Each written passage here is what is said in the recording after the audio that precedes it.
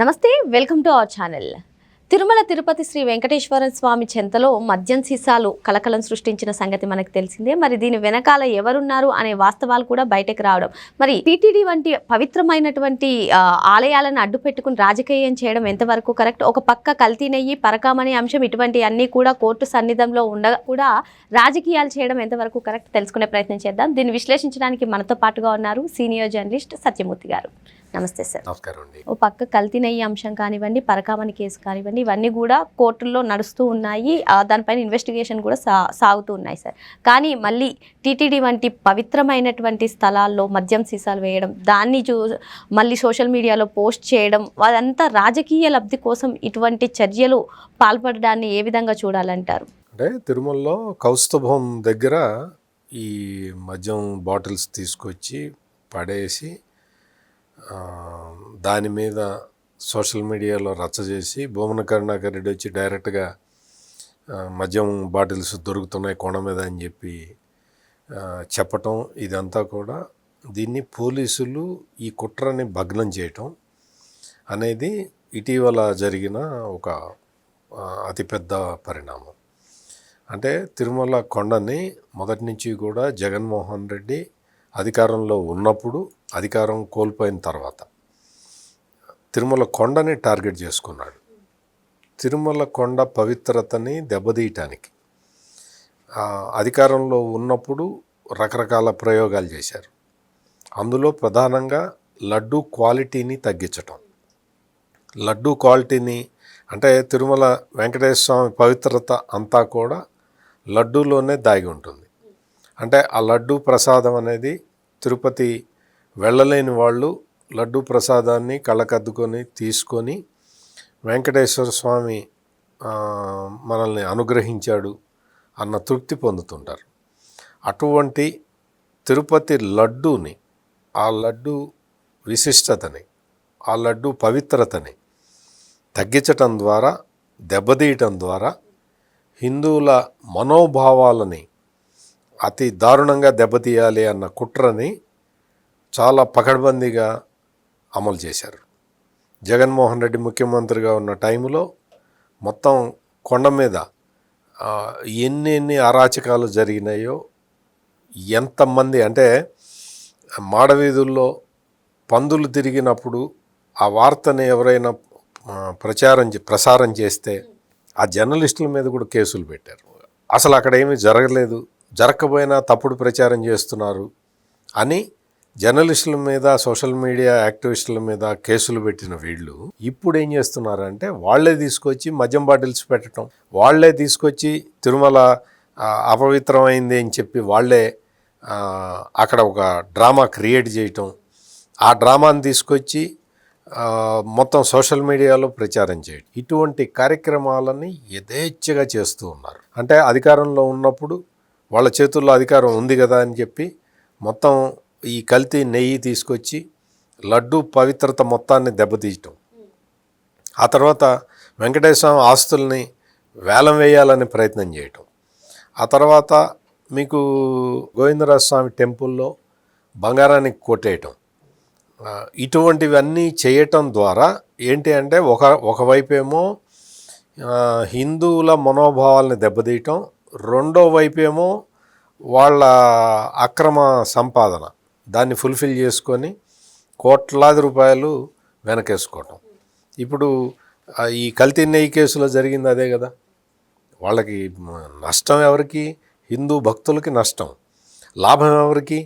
ఈ ముఠాకి, ఈ వైసీపీ ముఠాకి లాభం.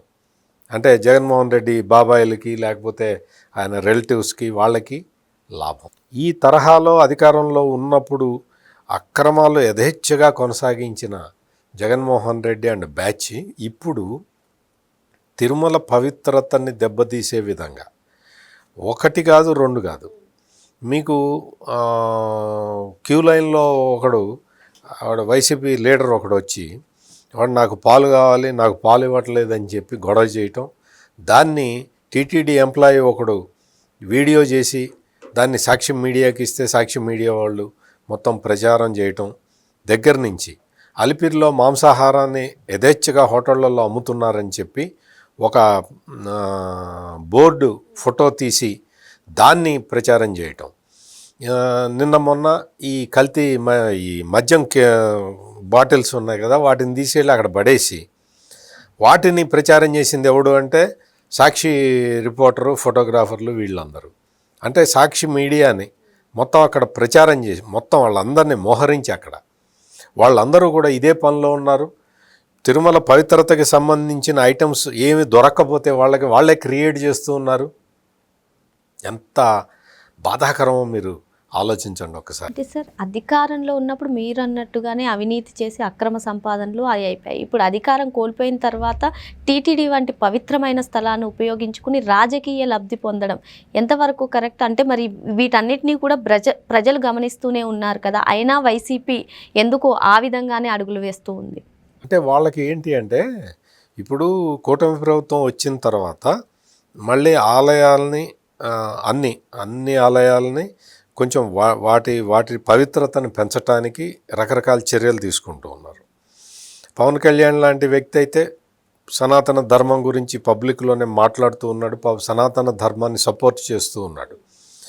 మీకు చంద్రబాబు నాయుడు అయితే ఆయన ఈ టెంపుల్కి సంబంధించి వాటి పవిత్రతను ఒకవైపు కాపాడుతూ, ఇంకొక వైపు ఈ టెంపుల్ టూరిజాన్ని డెవలప్ చేయడానికి ఆయన అన్ని చర్యలు తీసుకుంటూ ఉన్నాడు.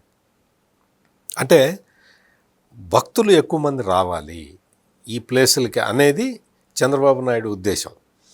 భక్తులు ఎక్కువ మంది రావాలి అంటే తగిన సౌకర్యాలు కల్పించాలి.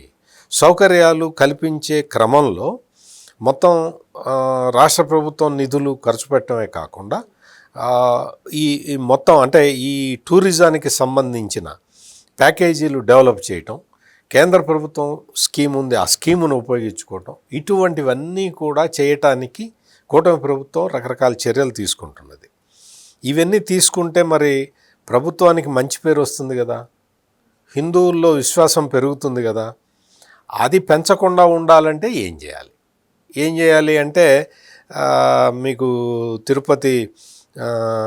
తిరుమలలో మద్యం బాటిల్స్ దొరికినాయని, నాన్ వెజిటేరియన్ యథేచ్ఛగా దొరుకుతున్నదని, లేదు అక్కడ ఏదో వాళ్ళు ఇది జరిగిందని అది జరిగిందని, ఇట్లా రకరకాలుగా ఈ భూమన కరుణాకర్ రెడ్డి అనే ఒక ప్రాణి అక్కడ తిరుగుతూ స్వామివారికి ఇంత అపచారం చేస్తూ ఉన్నది. ఈ భూమన కరుణాకర్ రెడ్డి తిరుపతిలో పెద్ద గుండాల్ని వేసుకొని తిరుగుతూ యథేచ్ఛగా తిరుగుతూ ఉంటే మొత్తం మనం అంతకు ముందర చూసాం. ఒక విష్ణుమూర్తి విగ్రహం అని చెప్పి ఒక విగ్రహం దగ్గర అతను ఎంత డ్రామా ఆడాడో మనం చూసాం. ఇట్లా ఒకటి కాదు, రెండు కాదు, ఎన్ని డ్రామాలు, ఎన్ని నాటకాలు ఆడుతున్నారంటే అక్కడ తిరుపతి పవిత్రతని దెబ్బతీయటానికి భూమన కరుణాకర్ రెడ్డి మొత్తం పగబట్టి ఉన్నాడు అక్కడ. అటువంటి భూమన కరుణాకర్ రెడ్డిని కంట్రోల్ చేయటానికి రాష్ట్ర ప్రభుత్వం ఇప్పటికైనా కఠిన చర్యలు తీసుకోవాల్సిన అవసరం ఉంది. ఆ తగిన ఆధారాలు, సాక్ష్యాలు అన్నీ సేకరించి అతన్ని కంట్రోల్ చేయకపోతే, అతన్ని కట్టడి చేయకపోతే, అతను గోశాల మీద అబాండాలు వేసినట్టే అన్ని రకాల అపనిందలు మోపటానికి అతను రెడీగా ఉన్నాడు. అతను వచ్చి ఈ మద్యం బాటిల్స్ వేయించిన వ్యక్తి భూమన కరుణాకర్ రెడ్డి వ్యక్తిగత ఫోటోగ్రాఫరే, సాక్షికి సంబంధించిన అతను వచ్చి బాటిల్స్ పెడుతున్నది మొత్తం సీసీటీవీ కెమెరాల్లో రికార్డ్ అయింది కాబట్టి పోలీసులు ఆ కేసుని ఛేదించగలిగారు. పోలీసులకి సవాల్ విసురుతున్నారు.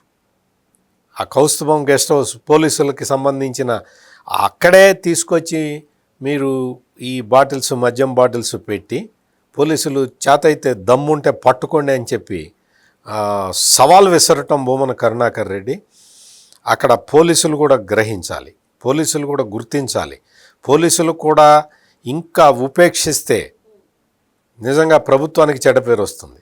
ఎందుకు అంటే ఇన్ని రకాల కుట్రలు పన్నుతున్నారు. వీళ్ళందరికీ కూడా హిందూ మతం మీద నమ్మకం లేదు, హిందూ భక్తులు అంటే గౌరవం లేదు, హిందూ దేవుళ్ళు అంటే భక్తి లేదు, ఏదీ లేదు. వీళ్ళందరూ కూడా కేవలం రాజకీయాల కోసం, వీళ్ళు నమ్మేది, వీళ్ళు ఆచరించేది వేరే మతాలు. ఆ మతాల కోసం అని చెప్పి హిందూ మతాన్ని బలిపెట్టడానికి వీళ్ళు శత విధాల ప్రయత్నాలు చేస్తూ ఉన్నారు.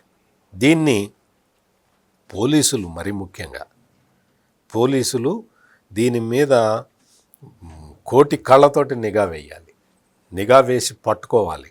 నేను ఈ సందర్భంగా న్యాయస్థానాలకి అంటే తిరుపతి జ్యూరిడిక్షన్లో ఉన్న న్యాయమూర్తులకు కూడా ఐఎమ్ రిక్వెస్టింగ్ దెమ్.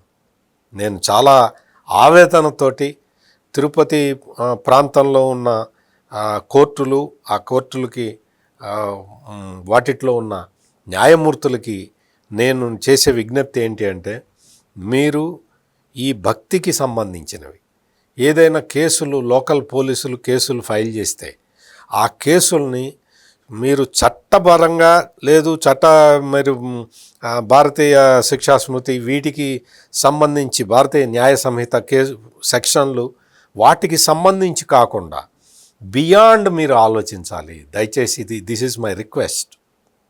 మీరు ఇదేదో చిన్న కేసు ఇదేదో పెద్ద కేసు అనేది చూడమాకండి, దయచేసి చూడమాకండి. ఎందుకంటే ఇది హిందువుల మనోభావాలు దెబ్బతింటే, హిందువుల హృదయాలు గాయపడితే పరిణామాలు చాలా తీవ్రంగా ఉంటాయి. ఇప్పటికే మనం చూస్తున్నాం హిందూ మతం మీద ఎన్ని రకాలుగా దాడులు జరుగుతూ ఉన్నాయో. బంగ్లాదేశ్లో అయితే హిందువులను వేటాడి చంపేస్తూ ఉన్నారు. అటువంటి దుర్భరమైన పరిస్థితుల్లో హిందువులు నిస్సహాయంగా ఉండిపోకూడదు. అందుకని న్యాయము ఇట్లా కుట్రలు పన్నుతున్న వాళ్ళ మీద వాళ్ళు కూడా కొంచెం కఠిన చర్యలు తీసుకోవాలి, పోలీసులకి సహకరించాలి. ఆ కేసులో అంటే ఇప్పుడు ఎవరన్నా బాటిల్స్ తీసుకొచ్చి పెట్టారు అని చెప్పి సాక్ష్యాలు ఆధారాలతో సహా పోలీసులు నిరూపించినప్పుడు, ప్రాథమిక సాక్ష్యాలు ఆధారాలు ఉన్నప్పుడు కేసుని పరిగణలోకి తీసుకోవటం, నిందితులకి కనీసం శిక్షలు పడేలాగా చూడటం, ఇవన్నీ కూడా న్యాయమూర్తులు చేయాల్సిన పని. ఎందుకంటే ఏదైనా పవిత్ర పుణ్యక్షేత్రంలో న్యాయం ధర్మం ఉంటేనే సమాజం మొత్తం కూడా రక్షించబడుతుంది. అందుకని ఈ మూల సూత్రాన్ని దృష్టిలో పెట్టుకోవాలి. పోలీసులు చాలా అంటే ఏ చిన్న విషయమైనా కానీ వాళ్ళు చాలా సీరియస్గా కేసు దర్యాప్తు చేయాలి. న్యాయమూర్తులు కూడా దీన్ని అంటే ఒక కేసుల పరంగానే కాకుండా ఒక సెంటిమెంట్ పరంగా కూడా చూడాలి అనేది నా విజ్ఞప్తి. అది ఎంతవరకు వీలవుతుంది, న్యాయశాస్త్రం ఎంతవరకు ఎలవ్ చేస్తుంది అనేది న్యాయమూర్తుల కన్నా మనకు ఎక్కువ తెలియదు. కానీ బట్ సెంటిమెంట్ను కూడా గుర్తించండి. పోలీసులు ఏదైనా అక్రమ కేసు పెడితే ఎవరు కూడా సహకరించాల్సిన అవసరం లేదు.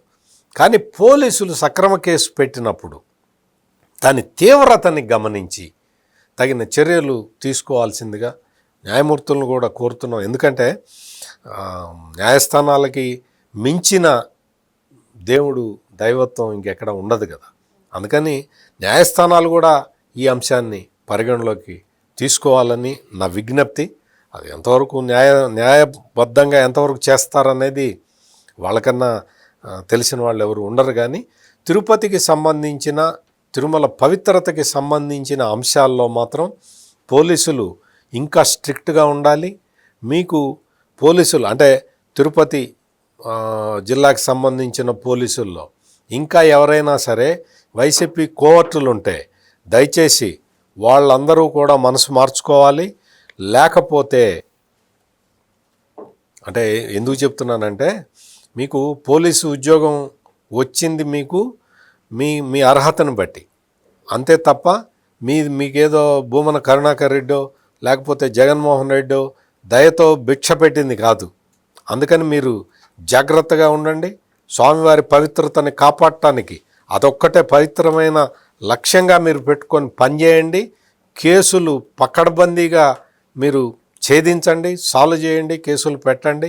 న్యాయమూర్తులు కూడా మీకు సహకరిస్తారు. తద్వారా ధర్మాన్ని కాపాడిన వాళ్ళు అవుతారు. ఈ విషయాన్ని మాత్రం మీరు చాలా స్పష్టంగా గుర్తుపెట్టుకోండి.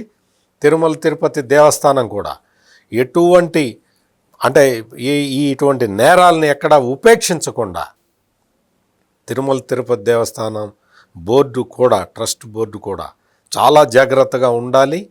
చాలా జాగ్రత్తగా ఇప్పటి వరకు చాలా జాగ్రత్తగా చేసింది, ఇక ముందర కూడా అలాగే చేయాలి. మరో అంశంతో మళ్ళీ కలుద్దాం. Thank you sir. నమస్కారం.